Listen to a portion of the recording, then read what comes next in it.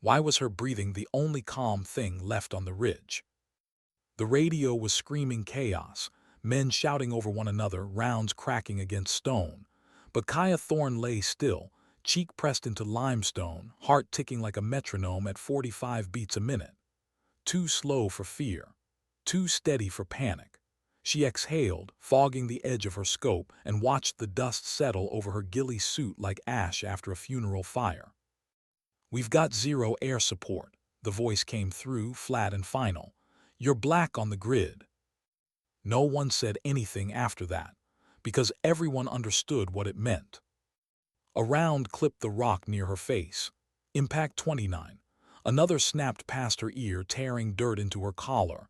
Impact 30. Kaya didn't flinch.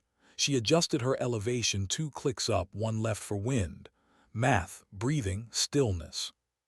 Someone screamed her name over comms. Miller, desperate, broken already. "They're rushing the ravine.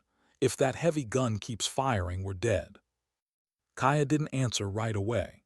She tracked the DSHK's muzzle flash strobing in the valley below, a rhythmic pulse of death. She squeezed between heartbeats. The rifle kicked hard into her shoulder. The gun fell silent. "Gun down," she said, voice empty of pride. She didn't feel like a hero. She felt like a calculation that hadn't failed yet. Hours earlier, the desert had smelled ancient, sulfur and dust and something rotten beneath it all. She'd been prone for 6 hours, body numb, blood pooled in her legs, discomfort boxed and labeled ignore. Being a woman in a SEAL element meant being invisible twice over, to the enemy and sometimes to your own people. Speak only when necessary. Never complain. Shoot better than everyone else. Through the scope, she saw the deal forming below: armored SUVs, men in tactical polos, not locals. Contractors, American gear, American posture. Something tightened in her chest. "These aren't insurgents," she whispered. "They're ours." Command hesitated, then stalled. Then the first supersonic crack tore the air above her head. They weren't waiting anymore. When the valley exploded into violence, Kaya stopped thinking about flags or politics. She thought about angles, timing, survival. She dropped contractors with the same calm precision she'd trained her whole life to achieve, even as the realization set in. Someone wanted them erased. When the order finally came, push or die, she slung the rifle and followed the team down into hell, bullets buzzing like hornets, limestone cutting her palms as she fell. Inside the compound, everything collapsed. The skipper went down first, blood everywhere, too much blood. Kaya dragged him back, hands slick, voice commanding even as something cracked open in her chest. When he died in her arms, she didn't cry. She couldn't. Broken things didn't survive here. And when she finally faced the man in the suit, the one smiling calmly behind a desk, while Americans tried to kill Americans, she understood the truth too late. They weren't a rescue team. They were a loose end. What do you do when the mission was never meant to be completed? Kaya found out as the engines rolled in. APCs, heavy guns, no extraction, no radio, no command. Just her 2 teammates, and a prisoner who knew exactly how this would end. She tried every frequency anyway, watched the radio die in her hands, crypto wiped, zeroed. "We don't exist anymore," she said quietly. The man Sterling laughed. "They're coming to take out the trash." When the armor started probing the walls, Kaya forced her mind into clarity. Panic was contagious. She couldn't afford it. She saw the pattern in the destruction, realized they were herding them toward an exit already sighted. "No," she whispered, "we go where they don't expect." They blew through a wall under fire and ran into the desert as the compound collapsed behind them, dust and flame swallowing the past. But the desert doesn't forgive mistakes. The sniper round kicked sand near her boot. Another, quiet, controlled. "They're waiting for us," she breathed. Night fell cold and blue through white phosphor lenses. Davis was bleeding, slowing. Sterling whispered poison into the darkness, Old failures, dead partners, math Kaya didn't want to solve. She chose anyway. They carried Davis, because she had failed that choice once before. The missile came without warning. A hiss, then the world turned white. When Kaya crawled out of the blast crater, ears ringing, lungs full of dust, the ruck with water and ammo was gone. Vaporized. Davis alive, but barely. And Sterling smiled like this was all going according to plan. How far would she go to keep one more man breathing? The salt flats nearly killed them. Heat hammered down like judgment. No cover, no water. Davis hallucinated. Miller cracked. Sterling offered logic like a blade. Cut the weak, move faster. Then the drone arrived. One bottle dropped from the sky. Water. Kaya saw the trap instantly. Miller didn't. She shot the bottle before he could touch it, shattered it, watched the liquid eat into the salt, smoke rising. Marker cold spot. Seconds later, the Reaper passed overhead. They dug with knives and helmets, buried themselves under salt and a foil blanket, held Davis through a seizure as the drone hunted for heat. Kaya didn't breathe until the sound faded. She didn't feel brave. She felt tired. The village came next, and another choice. The guard was young, barely trained, barely older than the boy in Mosul. She used a knife this time, silent, precise, efficient. And it haunted her instantly. They stole a truck, water at last, but pursuit came hard and fast. Bullets, RPGs. The desert blurred beneath them as Kaya drove like the world was ending, because it was. At the relay tower, the truth finally surfaced. Files, ledgers, signatures. The vice president. Their deaths authorized, their mission a lie. Kaya stared at the screen, something hollow opening inside her. Upload it, she said. When the siege came, Miller fought like a man already gone. And when the upload stalled, he didn't hesitate. He ran into the fire with a grenade and a smile. Bought them time with his life. Kaya watched the progress bar crawl to 100% through tears she didn't wipe away. When it was over, she climbed to the roof with the rifle that had never failed her. The last shot was impossible. 2,000 meters, wind, drop, spin, drift, fatigue. Her hands shook. She thought of Miller, of Davis, of Lundberg. She waited for the pause between heartbeats. She squeezed. The man below fell. Not justice, not vengeance. Just an end. When extraction finally came hours later, delayed and quiet, Kaya didn't celebrate. She sat alone, rifle across her knees, staring at the horizon. She had survived. But survival wasn't the same as victory. Later, when the story broke, when hearings followed and denials stacked up like sandbags, Kaya didn't testify. She didn't give interviews. She walked away. Because some things don't need speeches. Sometimes dignity doesn't speak. It simply acts. Why did the silence after the gunshot feel heavier than the gunfire itself? Kaya Thorne noticed it before anyone else. The way the valley seemed to hold its breath. The way even the wind paused as if it were waiting to see what she would do next. Her round had found its mark, pink mist where the contractor's head had been. But the calm that followed wasn't relief. It was expectation. She cycled the bolt without thinking. Muscle memory, smooth, clean. Splash one, she said, her voice stripped of emotion. Below, the deal disintegrated. Men dove for cover. Shouts echoed in languages that didn't matter. And standing in the middle of it all, untouched, was the man with the briefcase. He didn't run. That was what unsettled her. Through the scope, Kaya watched him straighten his jacket, brush dust from his sleeve, and smile. Not a grin, something colder. Like amusement. Like he just confirmed a suspicion. Why isn't he moving? Miller's voice crackled over comms, thin with fear. Why isn't he? The radio cut to static, as rounds chewed into the ridge again. Kaya shifted her focus. The heavy machine gun was back online, muzzle flashing like a heartbeat. The limestone beneath her vibrated with each burst. She breathed once, twice, then squeezed. The gunner's torso disappeared in a cloud of red vapor. The DSHK went silent.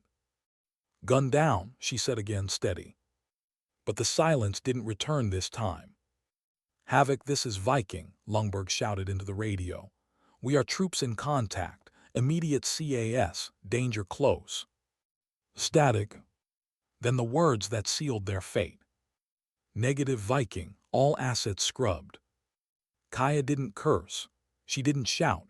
She just closed her eyes for half a second and let the truth settle in her bones. They were alone. "Push," Lundberg ordered. "We take the building or we die on this rock." It was a suicide call. Everyone knew it.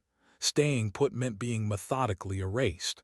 The only cover left was inside the enemy's compound. Kaya collapsed the bipod, slung the rifle across her back, and drew her carbine. 10 rounds left in the Barrett. She left them behind. Heavy rifles didn't clear rooms. She threw herself off the ridge. The descent was chaos, shale slicing her palms, gravity yanking at her gear, bullets snapping past her head with insect precision. She hit the valley floor hard, rolled, and came up running. Dust filled her mouth. Cordite burned her throat. They fought like ghosts through the breach. Training took over. Hallways narrowed. Sound became a weapon. Kaya cleared corners, checked her six, moved without thought. Then Lundberg kicked the door. And everything went wrong. There was no gunfire at first, just a wet, hollow thud. Lundberg stumbled backward into the hallway, hands clawing at his neck. Blood sprayed between his fingers in rhythmic pulses, painting the wall red. "Man down," Kaya yelled, sprinting forward. She caught him by the vest and dragged him back as rounds shredded the doorframe inches from where his head had been. Davis was on him instantly, hands shaking, trying to stem bleeding that wouldn't stop. "It's the carotid," Davis whispered, eyes wide. "There's too much." Lundberg's grip tightened on Kaya's wrist, not fear in his eyes, urgency. He tried to speak. Pink froth bubbled from his lips instead. He tapped his radio once. Then his body went limp. Kaya didn't look down. "Secure the room," she said, her voice unfamiliar even to herself. "Now." Miller hesitated. "Now." The frag went in. The room erupted. Dust and smoke swallowed everything. Kaya stepped over Lundberg's body without looking. If she looked, something inside her would break, and broken things didn't survive in this place. The HVT was waiting behind the desk. Unarmed, calm, cleaning his sunglasses with a silk cloth like he was late for a meeting. "You're late," he said pleasantly, "and you made a mess." Kaya raised her rifle. "On your knees, hands behind your head." "Chief Warrant Officer Thorne," he replied. "Impressive shooting." Her finger tightened on the trigger. "How do you know my name?" He smiled wider. "I know all of you." The radio on her chest was dark. No green blink, no searching. "They didn't just deny you air support," he continued. "They burned the frequency. You're not a rescue team anymore. You're a liability." The sound of engines rolled through the compound walls. Heavy, tracked. Kaya felt it then, not fear but clarity. This wasn't a failed mission. It was a cleanup. "Miller," she said quietly, never taking her eyes off the man. "Ammo check. 2 mags each, maybe 3. And claymores." "2. Set them, we're not leaving." The first 30 round hit the outer wall like a sledgehammer from God. Dust rained down, the building groaned. "They're probing," Kaya said, forcing calm into her voice. "Testing structure." Sterling chuckled from his chair. "They get paid double if there are no witnesses, including me." Another impact, closer. Kaya crouched beside the radio Lundberg had carried. Heavy, military grade. She powered it up, fingers flying. Havoc base, Viking actual, emergency traffic. Static. She switched frequencies, then another, then emergency distress. Nothing. She checked the COMSEC menu. Zeroized. Her stomach dropped. The crypto keys are gone, she said. Someone remotely wiped us. Sterling leaned back. Told you, janitors, and now someone's here to take out the trash. Miller raised his rifle at Sterling's chest. I'll kill him. No, Kaya snapped. If he dies, we lose our shield. Another explosion rocked the compound. The wall near the hallway collapsed, burying Lundberg beneath rubble. Kaya didn't look. They want us to run, she realized suddenly, scanning the damage. They're leaving the back corridor untouched. Then we take it, Miller said. No, Kaya replied, gripping his vest. If they want us east, they've got a kill box waiting. The silence hit again, worse than before. Boots crunched outside. A flashbang clattered across the floor. Eyes, Kaya screamed. The blast was blinding, deafening. She felt the vibration more than heard it. Now Davis, she roared. The claymores detonated. Steel balls shredded the doorway. Screams cut short mid-breath. Dust billowed like a living thing. Move, Kaya grabbed Sterling and shoved him toward the southern wall. We're going through there. There's no door, Miller shouted. Make one. 3 shots from the Barrett turned mud brick into rubble. The wall collapsed inward. They ran. Bullets tore into the compound behind them as they disappeared into the alleyway, the building collapsing in a cloud of dust and fire. They were alive. For now.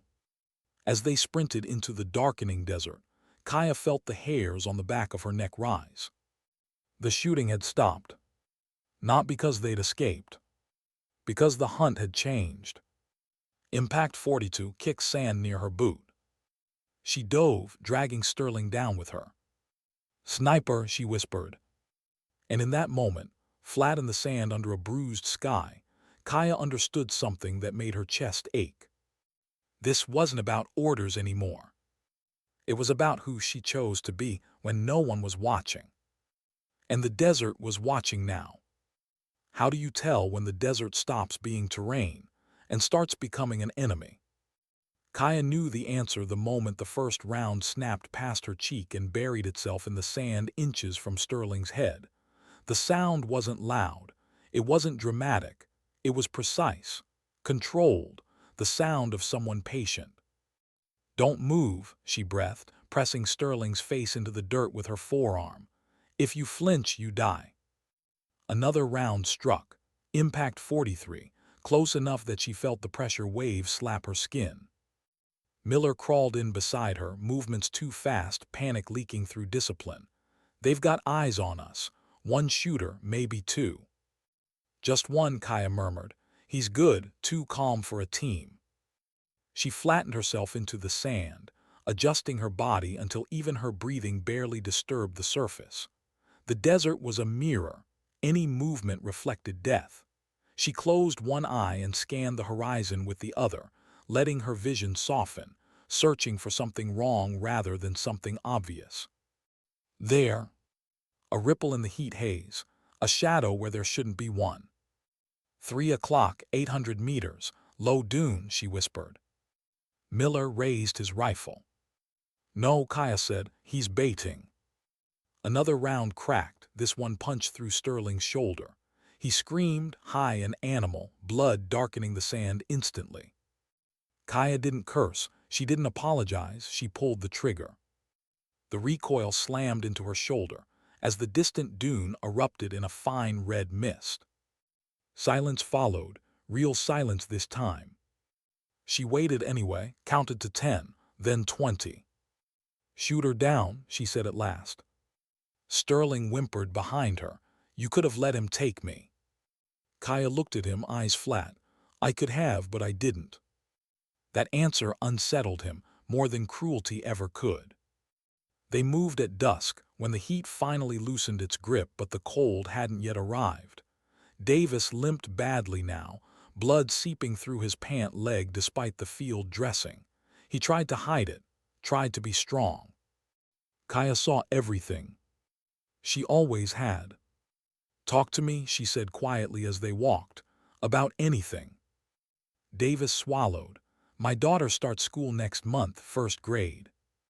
Kaya nodded. "What's her name?" "Lily." Another step, another breath. "Does she like stories?" Kaya asked. He smiled faintly. "She likes heroes." Kaya felt something twist inside her chest. They reached the salt flats just as the last light drained from the sky. White, endless, reflective. Kaya stopped walking. "No," Miller said softly. "Tell me you're kidding." "This is the shortest route," she replied, "and the deadliest." Sterling laughed weakly. "You walk out there, you'll glow like beacons." Kaya studied the flats. Wind direction, temperature drop, the faint hum just beyond hearing. "Not if we do it right." She cut open a foil emergency blanket and wrapped it around Davis first, then Miller, then herself. She smeared salt and dust over exposed skin, muting contrast, dulling reflection. "We move slow," she said. "No silhouettes, no talking. If a drone shows, we bury ourselves and don't breathe." Sterling stared at her. "You've done this before." "Yes," Kaya said. She didn't explain where, or who hadn't made it out. Halfway across the flats, the sound came. A distant whine, mechanical, growing louder. Kaya froze. "Down," she hissed. They collapsed into the salt, digging frantically with hands, knives, helmets. Davis cried out as pain flared through his leg. Kaya clamped a hand over his mouth, eyes locked with his. "Breathe with me," she whispered. "Slow, slow." The drone passed overhead, shadows sliding across the flats like a ghost. Kaya counted heartbeats again. 45, steady. The whine faded. They didn't move for 10 minutes. When they finally crawled free, Sterling was shaking. "That thing was hunting," he said, "actively." "Yes," Kaya replied, "which means we're worth the fuel." The village lights appeared an hour later, soft, inviting, lethal. Kaya scoped it from a ridge, watching figures move between buildings. Armed, alert. "They're not military," Miller said. "Militia." "Paid to be," Kaya answered. The guard at the perimeter was young. Too young. His rifle hung loose in his hands, confidence not yet hardened into cruelty. Sterling leaned close. "You kill him, they'll know." Kaya didn't answer. She slid down the slope, every movement deliberate. The guard never heard her, never saw her face. The knife was quick, clean. When she pulled it free, her hand trembled. She closed her eyes for 1 second longer than necessary. Inside the village, they moved like rumors, avoiding light, avoiding sound. They stole water, food, a rusted pickup truck with keys still in the ignition. As the engine turned over, Kaya felt something she hadn't let herself feel in hours. Hope. It lasted exactly 30 seconds. Headlights flared behind them, engines roared, gunfire exploded. Kaya slammed the accelerator down, the truck fishtailing across hard-packed dirt as rounds chewed into the tailgate. Davis screamed as pain overwhelmed him. "Hold on," Kaya shouted, fighting the wheel. RPG smoke streaked past them, detonating in a fireball just off the road. Heat washed over the cab. "Relay tower," Miller yelled, "if we can reach it." "We can send everything," Kaya finished. "Yes." The tower loomed ahead like a skeleton against the stars. They skidded to a stop beneath it, dragging Davis out as bullets cracked overhead. Kaya hauled him inside the small concrete hut, slamming the door. Inside, the terminal hummed to life. Sterling smiled, bloodied but pleased. "Time to see what secrets buy you mercy." Kaya plugged in the drive. Files spilled across the screen. Names, dates, authorizations. Her stomach turned. "This goes all the way up," Miller whispered. "Yes," Kaya said, "and it's why we're dead already." The upload began. Outside, engines closed in. Miller looked at the progress bar, then at Kaya. "I'll slow them." "No," she said immediately. He smiled anyway. "You already saved us once." He stepped outside with a grenade in each hand. The explosion rocked the tower. Kaya screamed his name into the night. The bar hit 90%. The tower shook again. Structural alarms blared. "Almost," Davis gasped, barely conscious. Kaya held the rifle, hands steady despite everything breaking inside her. When the bar reached 100%, she exhaled. Outside, silence fell again. Not peace. Just the pause before consequences.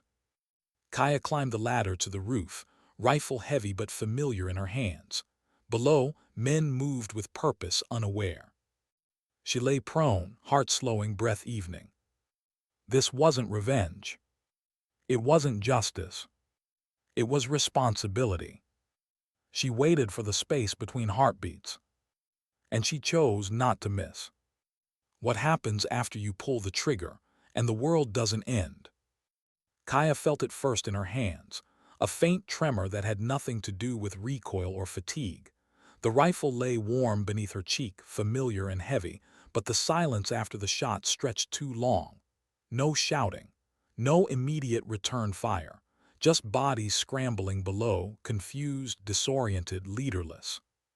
She slid back from the roof edge and climbed down the ladder, boots slipping on rusted rungs. Inside the relay hut, the air smelled like burned electronics and blood. Davis was slumped against the wall, eyes half open, chest rising shallowly. His leg had gone an angry shade of purple beneath the bandage. "She hit?" he asked weakly. "Yes," Kaya said. She knelt beside him, checked the dressing, then met his eyes. "You're still with me." He nodded once, relief flickering across his face like a dying flame. Sterling sat on the floor, hands zip-tied behind his back, breathing hard. His earlier confidence had thinned. The smile was gone now. "You uploaded it," he said, not a question. "Yes." "You think that saves you?" Kaya didn't answer. She packed the laptop away, pulled the drive, and crushed it beneath her boot. Then she shouldered Davis, ignoring the way her back screamed in protest. "We're moving," she said, "now." Outside, the desert had shifted moods. The night air was colder, sharper. The moon hung low, bleaching the ground into stark contrasts, good for visibility, terrible for hiding. They didn't have long. Kaya chose a direction that felt wrong on purpose, away from roads, away from logic, toward broken terrain that would punish anything with wheels. Sterling stumbled as she dragged him along. "You won't make it," he muttered. "They'll deny everything, they always do." Kaya stopped suddenly and turned to him. Her face was calm, empty. "They'll deny it," she said, "but they'll know someone saw." She pushed him forward again. Minutes blurred into pain and movement. Davis faded in and out, whispering his daughter's name like a prayer. Kaya adjusted her pace, every step measured to keep him breathing just a little longer. Then the sound came again. Not engines. Rotors. Kaya froze. Her hand tightened on the rifle as she scanned the sky. Two birds, low and fast, silhouetted against the moon. Not medevac, not friendly. "They're not here for us," Sterling said quietly. "They're here to erase." The helicopters split, sweeping the terrain with mounted lights. Kaya pulled them into a ravine, pressing bodies against stone as the beams passed overhead, close enough to feel the heat. She held her breath. The helicopters moved on. Davis coughed, blood flecking his lips. Kaya felt something cold settle in her chest, a realization she'd been avoiding. He wasn't going to make it. They reached the rock shelf just before dawn, a place too narrow for vehicles, too steep for quick pursuit. Kaya set Davis down gently, propping him against the stone. He looked at her, eyes clear for the first time in hours. "You're not leaving me," he said. "No," she replied. I'm staying until the end. He smiled faintly. That's enough. Sterling shifted uncomfortably nearby, suddenly aware of his own mortality. Davis reached into his vest and pressed something into Kaya's hand. A folded picture. A little girl with missing teeth and messy hair. Tell her I didn't quit. Kaya swallowed hard. You didn't. His breathing slowed, then stopped. Kaya closed his eyes with 2 fingers and sat there longer than was safe, longer than was smart. When she stood, something inside her had gone quiet. Sterling cleared his throat. You can still run. Kaya looked out over the desert, the sun creeping up, painting everything gold and cruelly beautiful. No, she said, now I finish it. She forced Sterling ahead again, her senses sharpening instead of dulling. Grief didn't weaken her, it focused her. They moved until midday, heat crushing down like a weight. Sterling stumbled more now, fear eating at him. At the canyon edge, Kaya stopped. Below them a convoy idled, black SUVs, satellite gear, men in clean uniforms. Extraction. Sterling laughed hysterical. See, I told you, you deliver me, you walk away. Kaya studied the scene through her scope, counted men, counted angles. Get on your knees, she said. Sterling hesitated. What? Now. Something in her voice convinced him. He knelt. Kaya keyed the radio she'd salvaged from the tower. One last channel, one last hope. This is Chief Warrant Officer Kaya Thorne, she said, voice steady. I am alive, I have evidence, and I am not surrendering. For a moment, nothing happened. Then the convoy lights flicked off. Weapons raised. Sterling's eyes widened. You said. I didn't say anything, Kaya replied.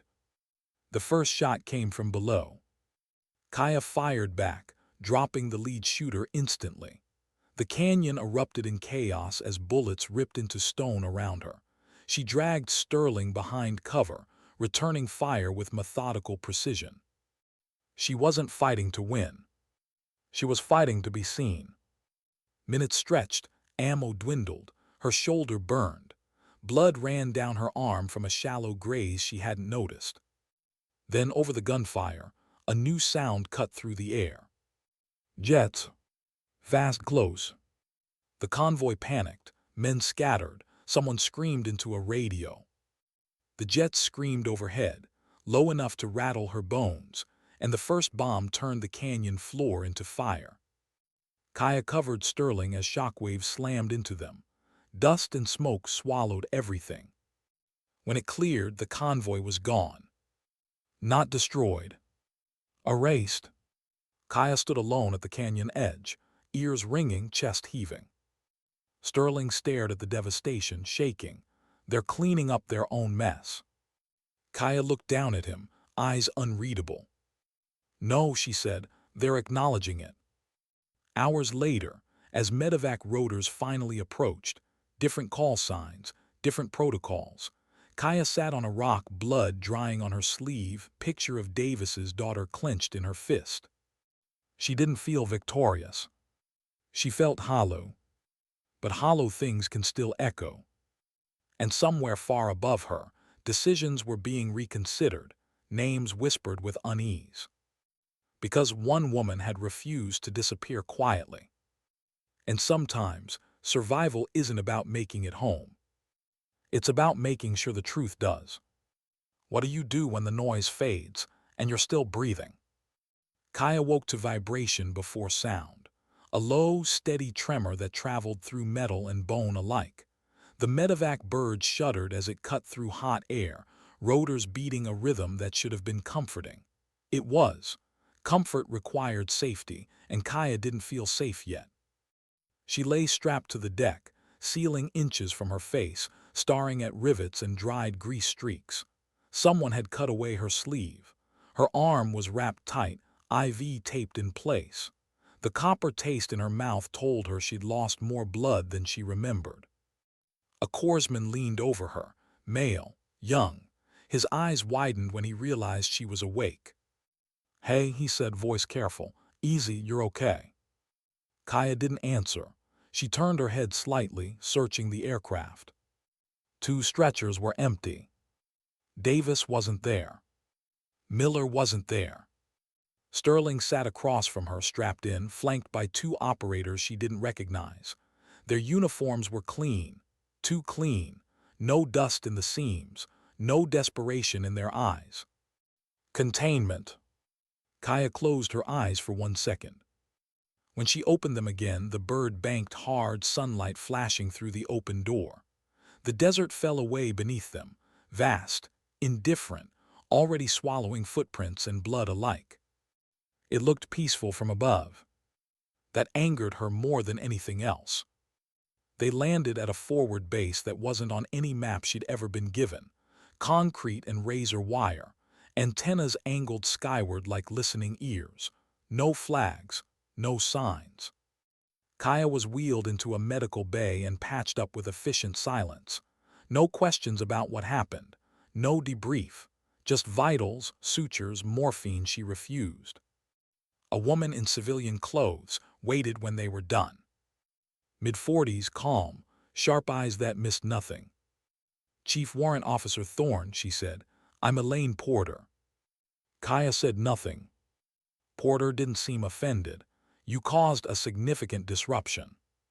"That was the point." A faint smile. "You uploaded classified material to multiple redundant servers, some foreign, some not. You forced hands that didn't want to move." "Good." Porter studied her. "You don't sound relieved." Kaya stared past her at the blank wall. "My team is dead." "Yes," Porter said quietly, "and that will matter." Kaya finally looked at her. "To who?" Porter didn't answer right away.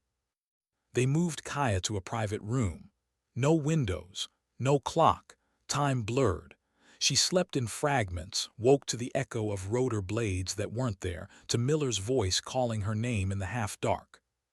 When the door finally opened again, Sterling was with Porter. His face was bruised now, tired, human in a way he hadn't been before. "You told them everything," Kaya said.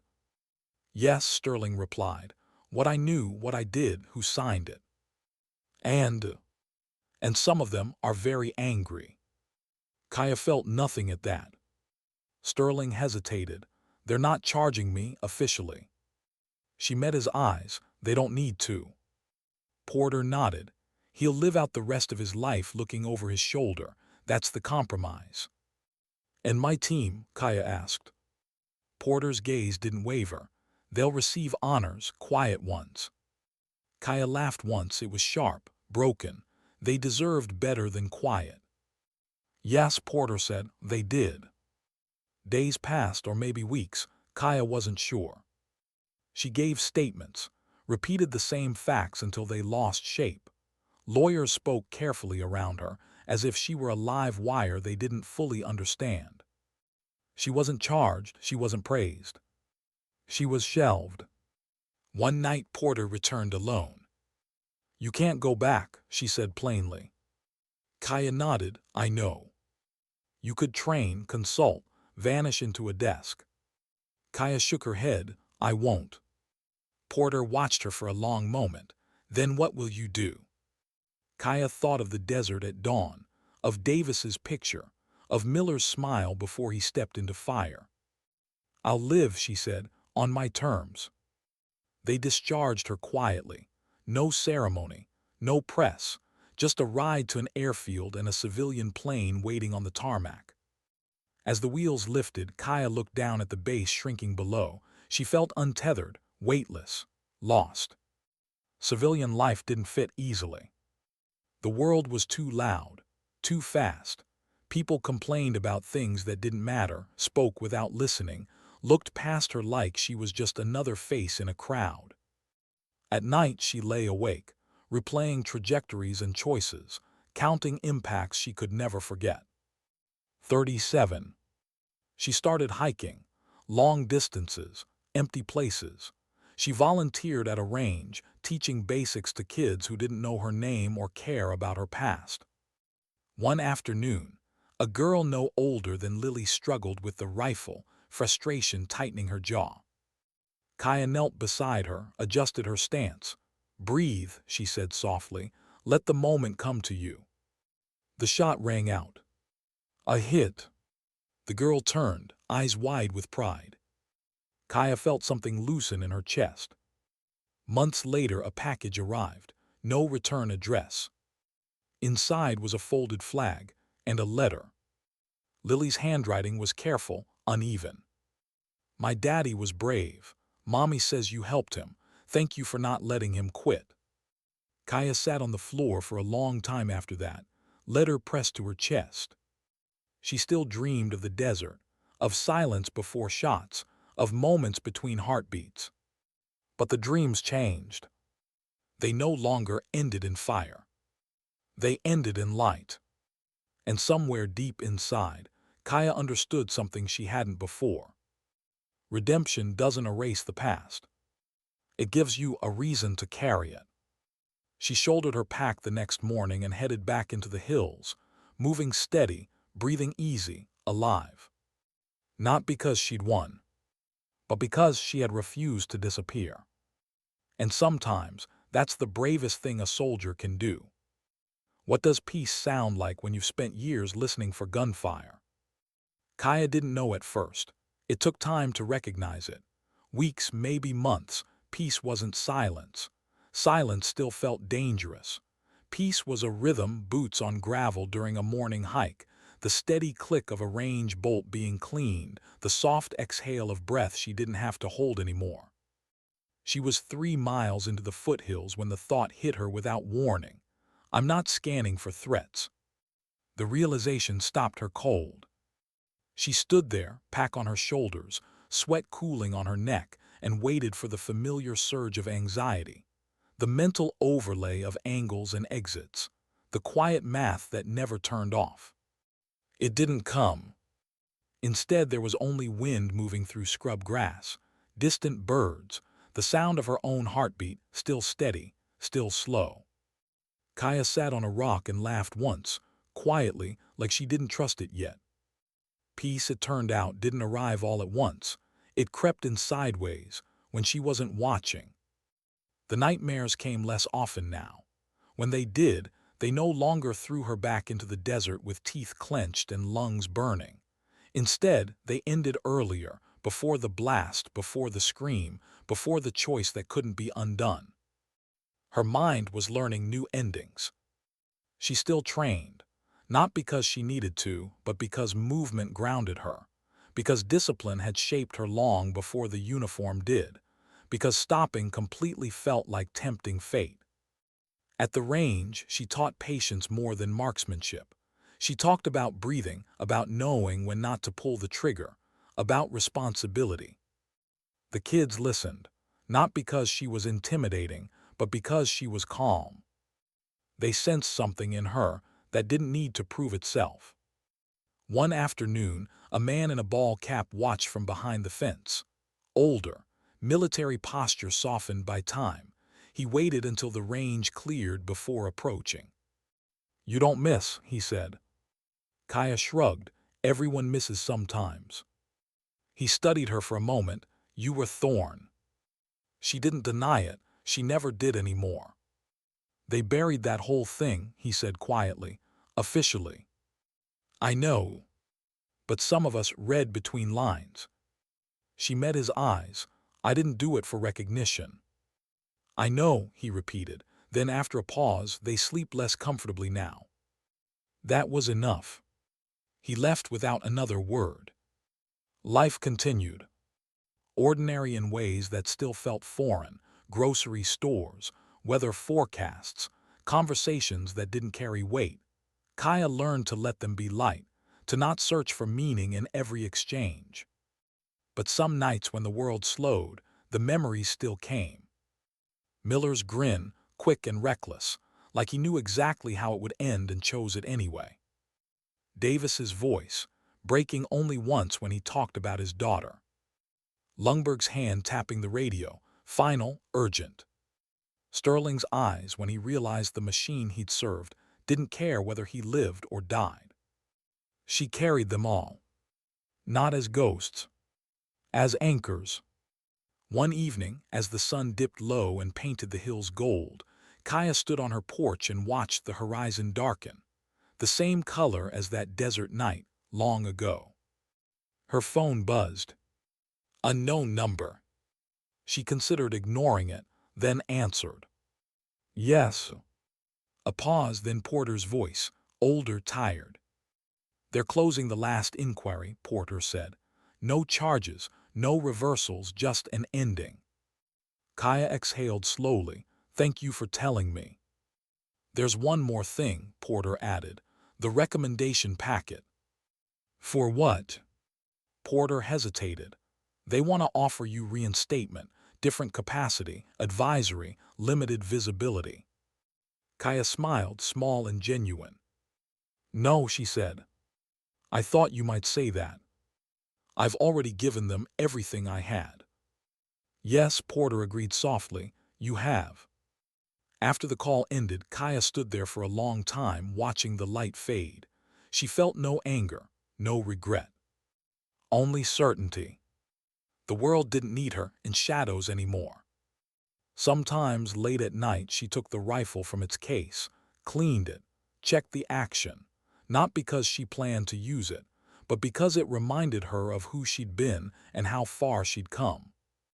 The rifle had counted 37 impacts that day. 37 times the desert had tried to shake her. 37 moments where pain, fear, and exhaustion had whispered enough.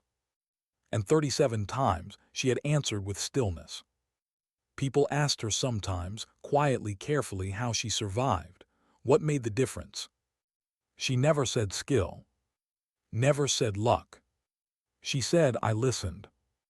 To her breathing, to the moment, to the line she wouldn't cross even when no one was watching.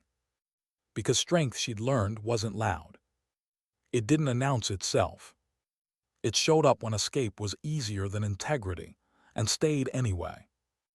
Years later, at a small ceremony no cameras were invited to, a plaque was placed on a wall few would ever see. Names etched clean and simple. Kaya stood at the back, no uniform, no rank. Just a woman who remembered. She touched the edge of the plaque once, just once, then stepped away. Outside, the sky was clear. She walked into the open air, shoulders loose, breath steady, finally unburdened by the need to prove anything. The world hadn't changed because of her. But a few lies had cracked. A few lives had been honored. And one woman had refused to vanish when silence was the easier option. Sometimes courage isn't about charging forward. Sometimes dignity doesn't shout. It doesn't threaten. It doesn't demand to be seen. Sometimes it simply acts.